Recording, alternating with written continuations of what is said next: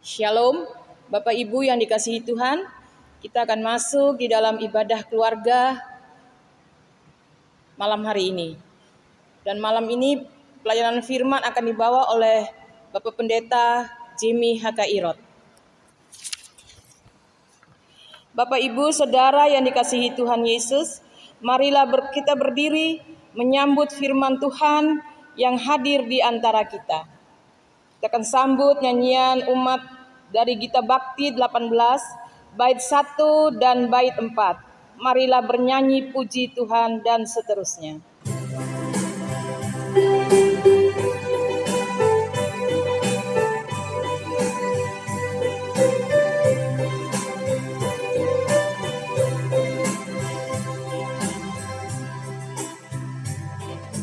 Marilah bernyanyi puji Tuhan, bunyikan seruling dan sesanda, pujilah Dia di atas tahtanya yang mulia, puji Dia hai segala yang bernafas, pujilah Tuhan yang maha tinggi dan maha kuasa, pujilah Tuhan yang maha kasih dan murah hati, kepada Dia berilah hormat dan kemuliaan, pujilah Dia segala yang bernafas.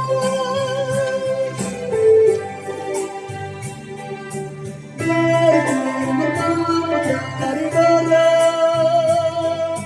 di selatan utara, mari semua bersatu memuji nama Tuhan, puji Dia hai segala yang bernafas, pujilah Tuhan yang maha tinggi dan maha kuasa, pujilah Tuhan yang maha kasih dan murah hati, kepada Dia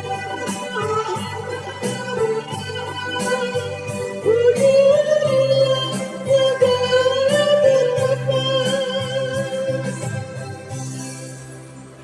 Ibu Bapak, kita akan masuk di dalam doa. Kita berdoa. Bapa yang bertahta di dalam kerajaan surga, kami mengucap syukur Tuhan, di mana malam hari ini kami sudah boleh berkumpul kembali untuk menaikkan ibadah keluarga di tempat ini. Kiranya Tuhan mau hadir di tengah-tengah ibadah ini dari pertama, pertengahan hingga akhir, sehingga ibadah ini boleh berjalan seturut kehendak-Mu. Sebentar juga kami akan menerima dan mendengarkan sedikit daripada firman-Mu Tuhan. Kiranya firman yang kami terima dan dengar Tuhan boleh menjadi berkat, menjadi kekuatan di dalam kehidupan kami. Terima kasih Bapa, terima kasih Yesus, terima kasih Roh Kudus. Inilah doa kami. Amin. Ibu Bapak dipersilakan duduk kembali. Kami akan masuk kembali dari Gita Bakti 55 bait 1 dan bait 2. Taburkan firman-Mu ya Tuhan dan seterusnya.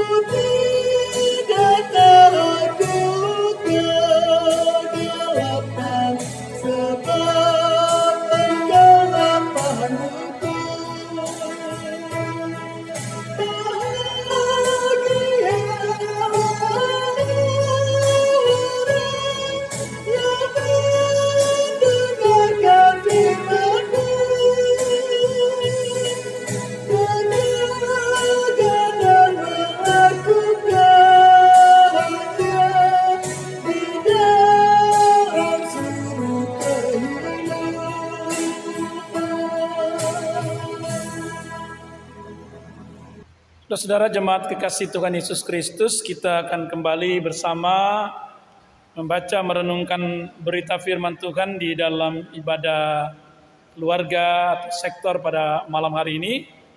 Pembacaan nanti akan terambil dari kitab Perjanjian Baru 1 Korintus pasal 8 ayat 1 sampai 13. Sebelumnya mari kita satu dalam doa. Kita mohon pimpinan dan penyertaan Tuhan dalam kuasa Roh Kudus. Kita berdoa.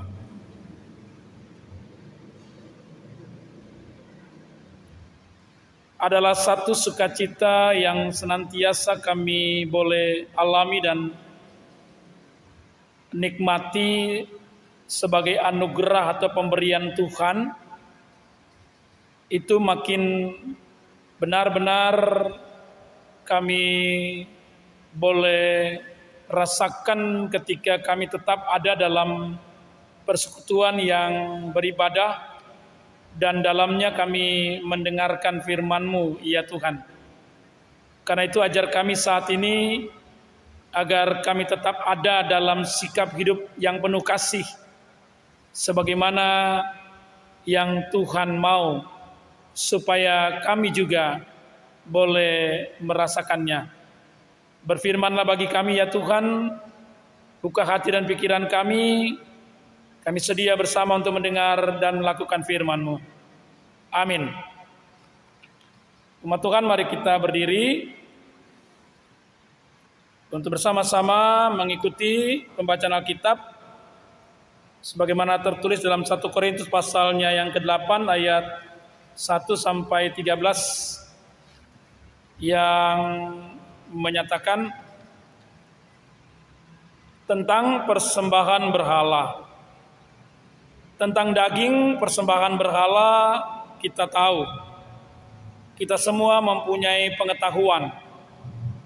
Pengetahuan yang demikian membuat orang menjadi sombong, tetapi kasih membangun. Jika ada seorang menyangka bahwa ia mempunyai sesuatu pengetahuan, maka ia belum juga mencapai pengetahuan sebagaimana yang harus dicapainya. Tetapi orang yang mengasihi Allah, ia dikenal oleh Allah. Tentang hal makan daging persembahan berhala kita tahu, tidak ada berhala di dunia dan tidak ada Allah lain daripada Allah yang esa. Sebab sungguh pun ada apa yang disebut Allah baik di sorga maupun di bumi, dan memang benar ada banyak Allah atau banyak Tuhan yang demikian. Namun bagi kita hanya ada satu Allah saja, yaitu Bapa yang daripadanya berasal segala sesuatu dan yang untuk Dia kita hidup, dan satu Tuhan saja, yaitu Yesus Kristus, yang olehnya segala sesuatu telah dijadikan dan yang karena Dia kita hidup. Tetapi bukan semua orang yang mempunyai pengetahuan itu. Ada orang yang karena masih terus terikat pada berhala-berhala, makan daging itu sebagai daging persembahan berhala, dan oleh karena hati nurani mereka lemah, hati nurani mereka itu dinodai olehnya. Makanan tidak membawa kita lebih dekat kepada Allah. Kita tidak rugi apa-apa kalau tidak kita makan, dan kita tidak untung apa-apa kalau kita makan. Tetapi jagalah supaya kebebasanmu ini jangan menjadi batu sandungan bagi mereka yang lemah. Karena apabila orang melihat engkau yang mempunyai pengetahuan sedang duduk makan di dalam kuil berhala, bukankah orang yang lemah hati nuraninya itu dikuatkan untuk makan daging persembahan berhala? Dengan jalan demikian orang yang lemah, yaitu saudaramu yang untuknya Kristus telah mati, menjadi binasa karena pengetahuanmu. Jika secara demikian berdosa terhadap saudara-saudaramu dan melukai hati nurani mereka yang lemah, engkau pada hakikatnya berdosa terhadap Kristus. Karena itu apabila makanan menjadi batu sandungan bagi saudaraku, aku untuk selama-lamanya tidak akan mau makan daging lagi, supaya aku jangan menjadi batu sandungan bagi saudaraku. Demikianlah pembacaan firman Tuhan. Terpujilah Kristus. Haleluya.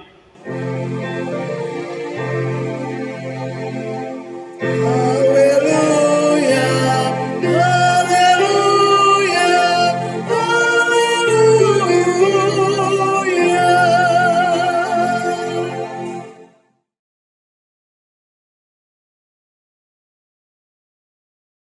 Saudara jemaat yang dikasihi Tuhan Yesus Kristus, salam sejahtera bagi kita semua.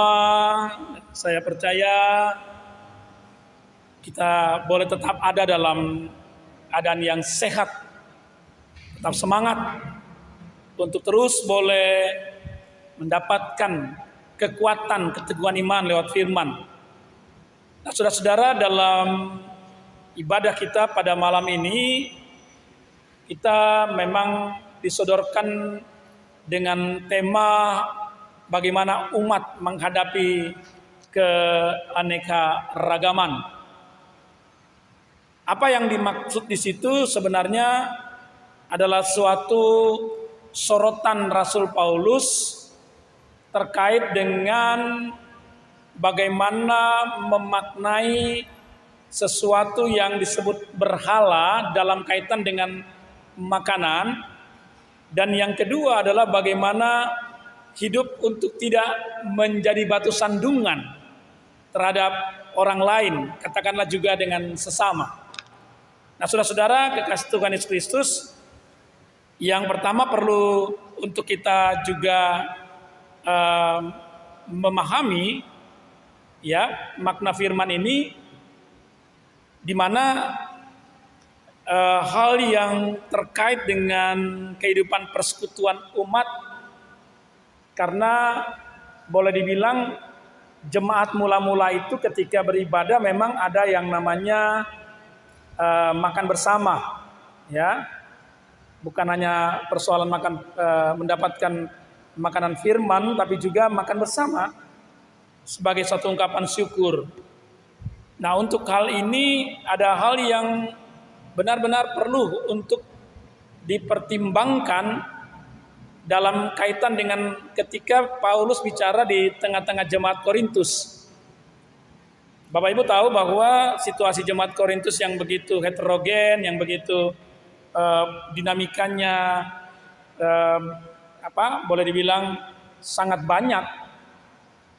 Mereka bercampur baur dalam berbagai budaya, kemajuan, sehingga seperti yang kita tahu pada hari Minggu dikatakan bahwa mereka memang menghadapi persoalan yang terkadang harus sungguh-sungguh jeli sebagai seorang yang beriman memaknainya, karena terkait dengan apa yang disebut sebagai pengetahuan.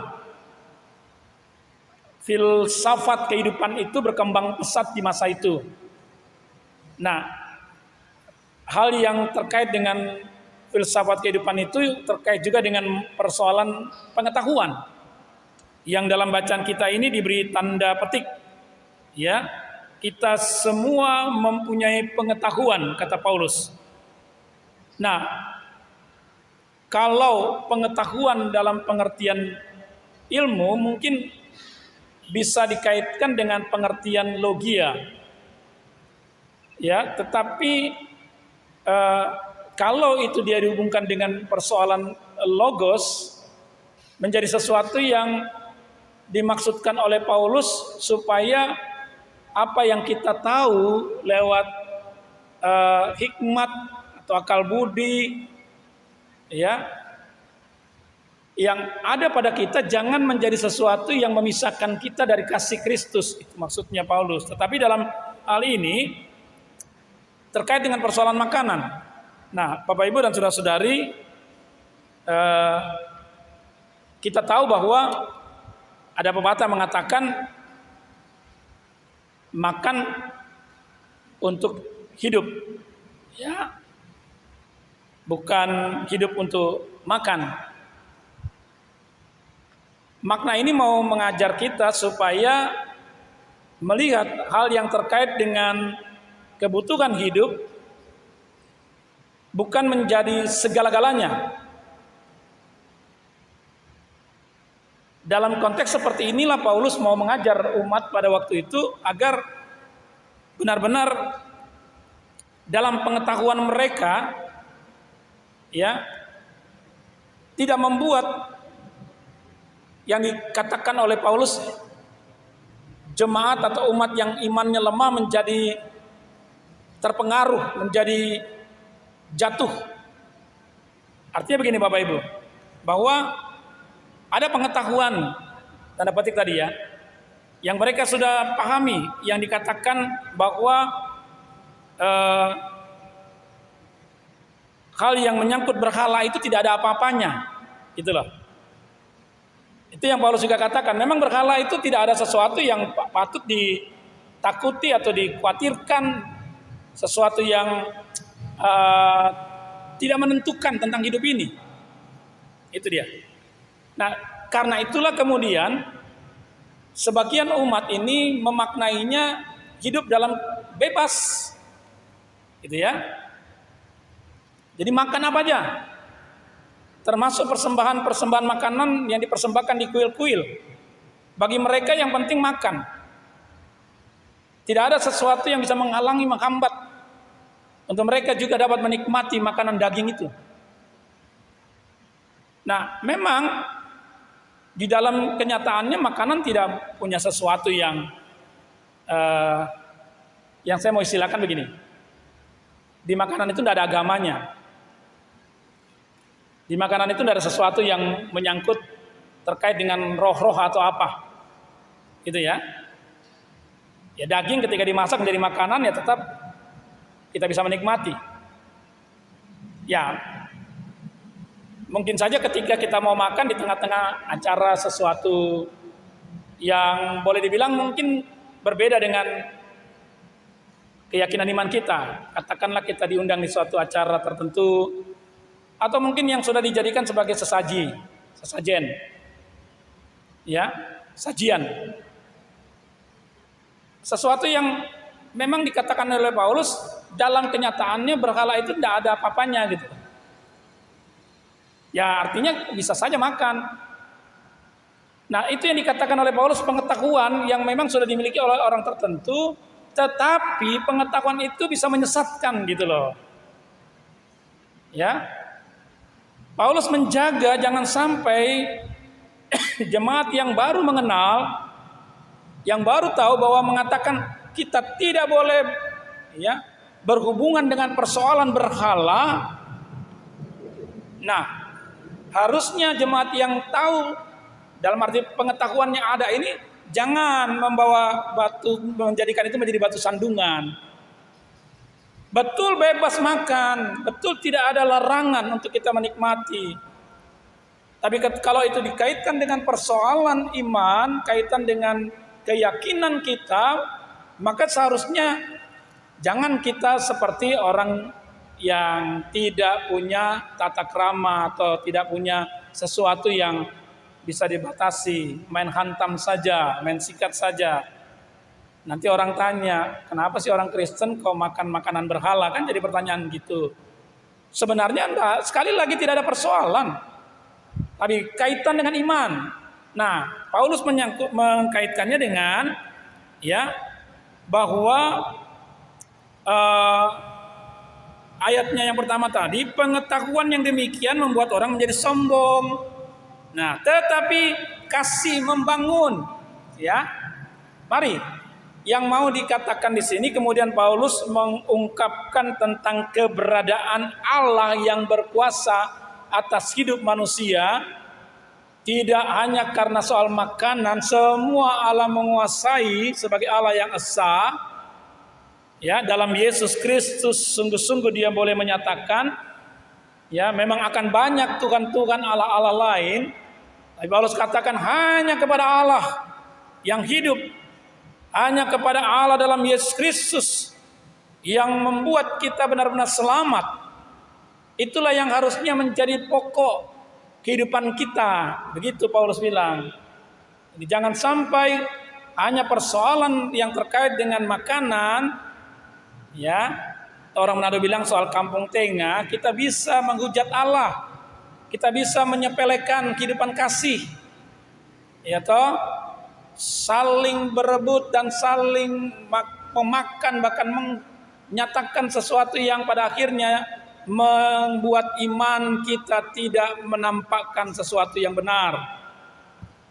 Ya, kalau saya selalu istilahkan hanya karena persoalan makanan iman digadaikan, gitu ya.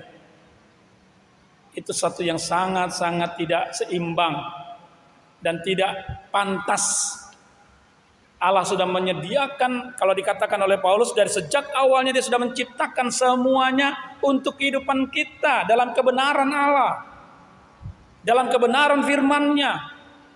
Masakan dia mau menyia-nyiakan? Kita tidak makan pun dengan makanan yang disajikan dalam bentuk berhala, tetap membuat kita hidup kok.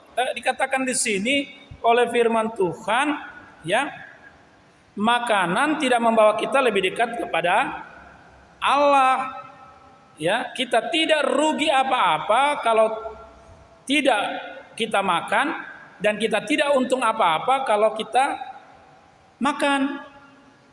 Jadi jangan dong harga sebuah makanan itu mau membuat keberadaan kekuasaan Allah itu betul-betul di bawah. Ya.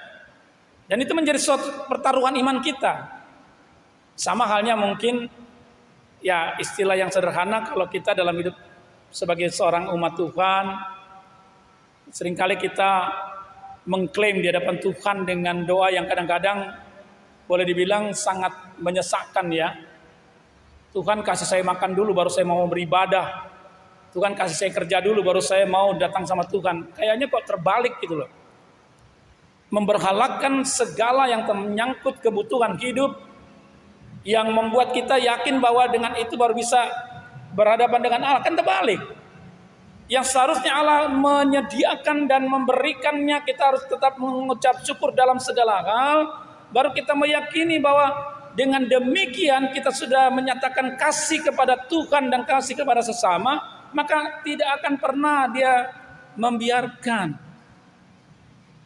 Kan firman Tuhan sudah katakan dengan jelas bahwa ya, carilah dahulu kerajaan Allah dan kebenarannya. Matius 6 ayat 33. Maka semuanya akan ditambahkannya kepadamu. Adakah sesuatu yang kita ragukan dengan firman Tuhan ini? Nah, karena itu saudara-saudara, sampai-sampai Paulus menyimpulkan ayat 13, karena apabila makanan menjadi batu sandungan bagi saudaraku, untuk selama-lamanya tidak akan mau makan daging lagi, supaya aku jangan menjadi batu sandungan bagi saudaraku. Bapak, Ibu, dan saudara-saudari, harusnya makanan itu menjadi tali silaturahmi, kan? Makanya ada istilah pada waktu itu, jemaat Tuhan itu membawa makan masing-masing dan membagi, men-share dalam ibadah-ibadah waktu seperti dulu, ya.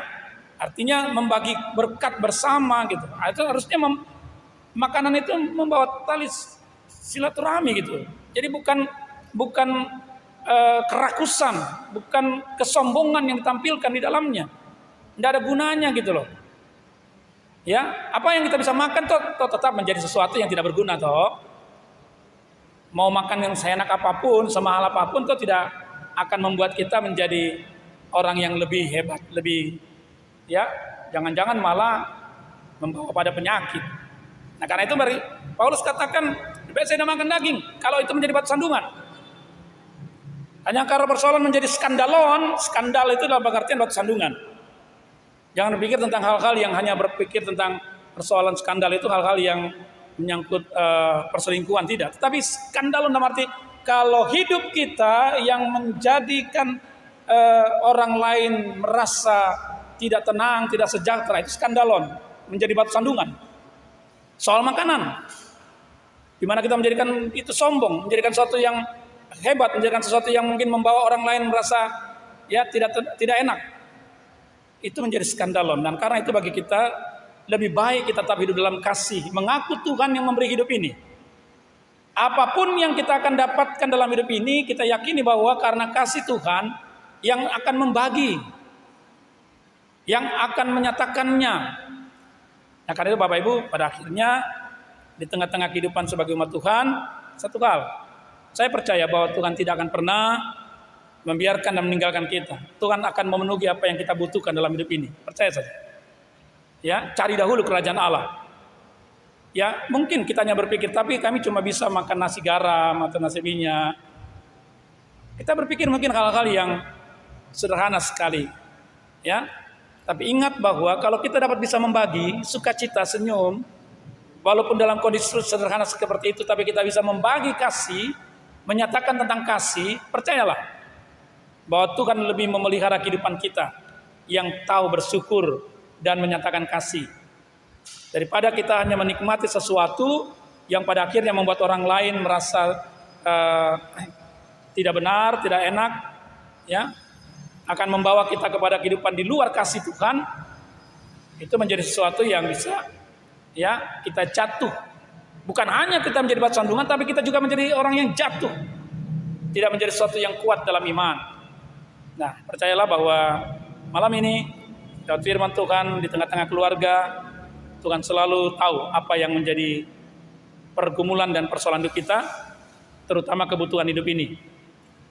Kita tahu bahwa kita tidak perlu harus berpikir tentang bagaimana dapat memenuhi kebutuhan hidup ini. Lewat firman Tuhan kita diyakini Tuhan menyediakan segalanya pada waktunya, sesuai dengan waktu dan kehendak Tuhan. Percayalah, berkat Tuhan senantiasa ada pada kita. Amin. Jemaat Tuhan, kita merespon pemberitaan firman Tuhan pada malam hari ini dengan menaikkan pujian dari Kitab Bakti 117, bait pertama, kedua, dan keenam. Ajar kami melakukan firman-Mu.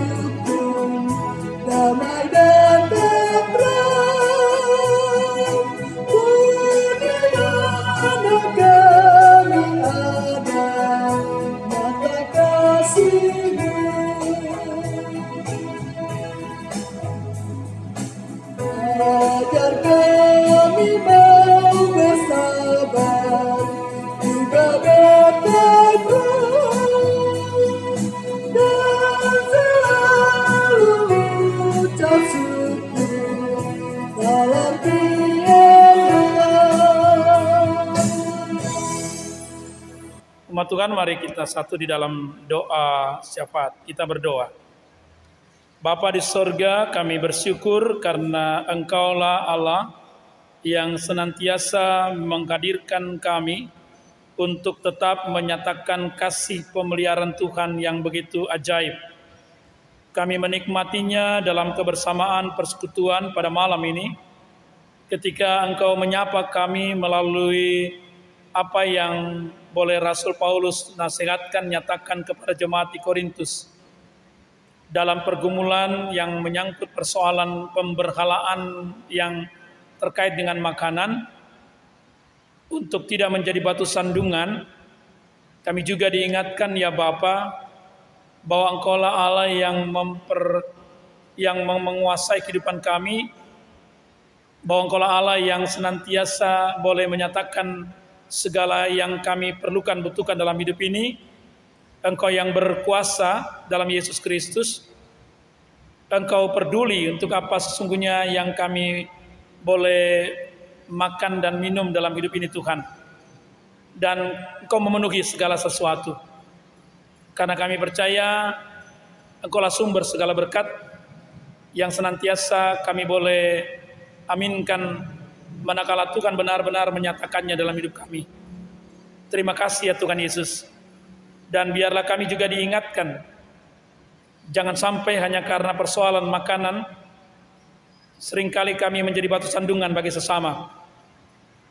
Kami ribut, kami berkelahi, atau mungkin kami saling tidak lagi menyapa dan lain sebagainya, yang dikarenakan hanya soal bagaimana kami boleh mendapatkan kekenyangan dalam hidup ini, yang pada akhirnya toh semua menjadi sia-sia.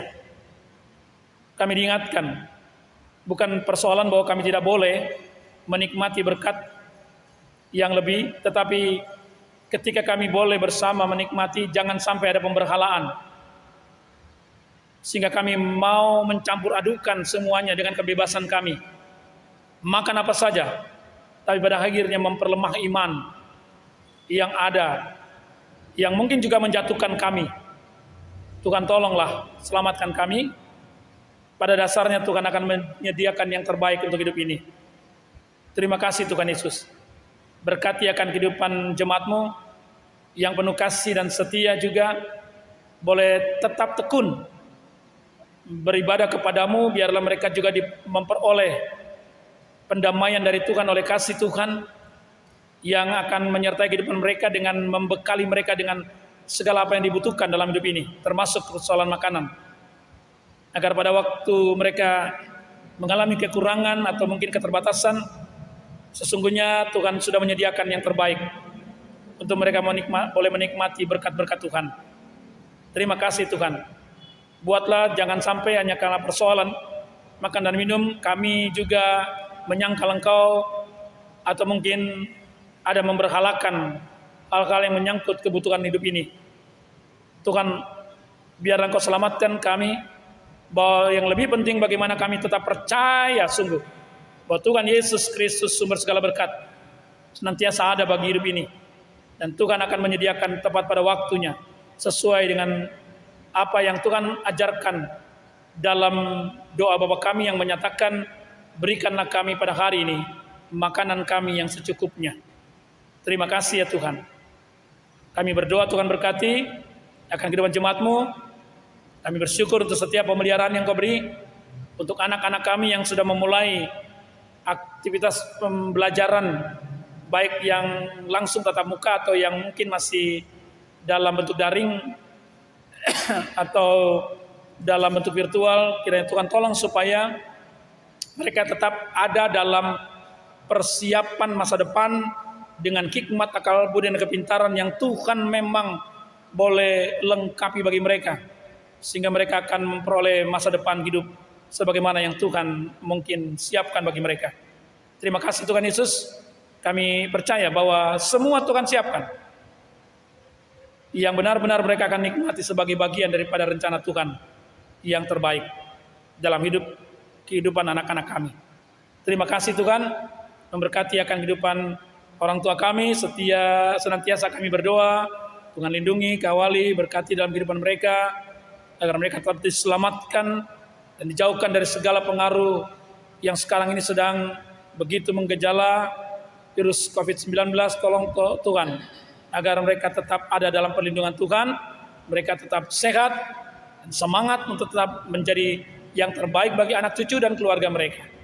Terima kasih. Jemaat-Mu yang sakit, Tuhan berikan kesembuhan, pemulihan, dan bagi mereka yang mengalami putus asa atau kelemahan iman, mari Tuhan kuatkan, teguhkan. Jangan buat mereka mengambil keputusan untuk meninggalkan Tuhan. Biarlah mereka tak percaya, tidak ada satupun yang dapat menjamin hidup ini kalau bukan karena kasih Tuhan Yesus Kristus yang senantiasa memelihara hidup kami. Terima kasih Tuhan Yesus, terima kasih. Kami berdoa Tuhan berkati akan kehidupan gereja-Mu, untuk semua aktivitas pelayanan yang sedang dan akan kami kerjakan, agar semuanya boleh berlaku dalam kehendak-Mu. Terima kasih Tuhan. Ini doa kami, ini syukur kami. Ya Tuhan, dalam pengasihan-Mu kami mohon. Demi putra-Mu Yesus Kristus Tuhan, yang mengajar kami berdoa. Bapa kami di surga, dikuduskanlah nama-Mu, datanglah kerajaan-Mu, jadilah kehendak-Mu di bumi seperti di sorga. Berikanlah kami pada hari ini makanan kami yang secukupnya, dan ampunilah kami akan kesalahan kami, seperti kami juga mengampuni orang yang bersalah kepada kami. Dan janganlah membawa kami ke dalam pencobaan, tetapi lepaskanlah kami daripada yang jahat.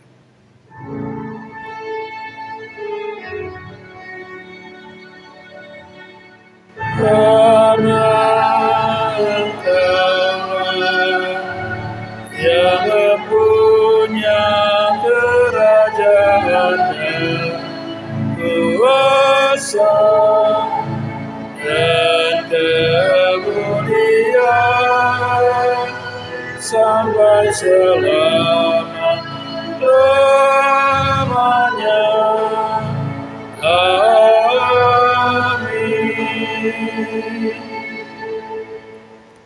Ibu Bapak, marilah kita menyampaikan persembahan sebagai ungkapan syukur atas semua berkat Tuhan dalam hidup kita.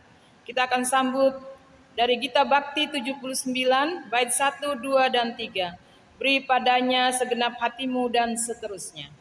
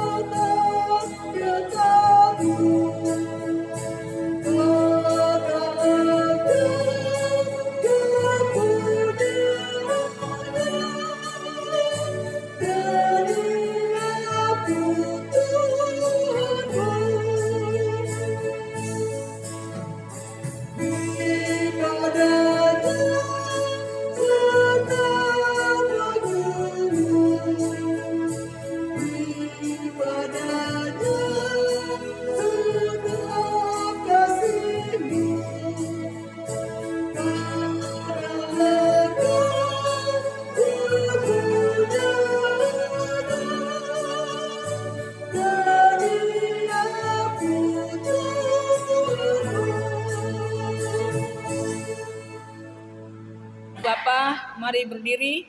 Kita akan bawa persembahan ini di dalam doa. Kita berdoa. Tuhan Yesus, sumber hidup kami, saat ini kami telah memberikan persembahan syukur kami. Terimalah persembahan yang telah kami kumpulkan ini sebagai tanda ungkapan syukur dan kesediaan kami untuk mempersembahkan diri kami bagi kemuliaan Tuhan dalam pelayanan, kasih dan keadilan di jemaat-Mu. Amin. Ibu Bapak tetap berdiri. Jemaat Kasuhan, kita akan kembali dalam kehidupan kita sehari-hari dan lakukan firman Tuhan yang kita sudah dengar. Mari berdiri. Kita kidungkan Gita Bakti 115 bait 1 dan bait 2.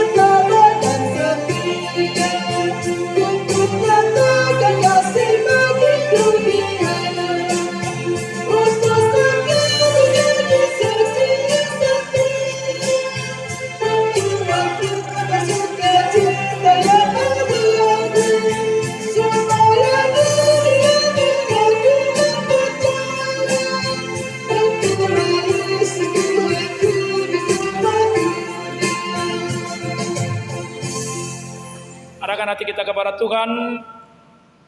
Pulanglah dengan damai sejahtera dan terimalah berkat-Nya. Kasih karunia dan damai sejahtera dari Allah Bapa kita dan dari Tuhan Yesus Kristus dalam persekutuan dengan Roh Kudus menyertai kehidupan kita sekarang ini dan sampai kekal selama-lamanya. Amin. Amin.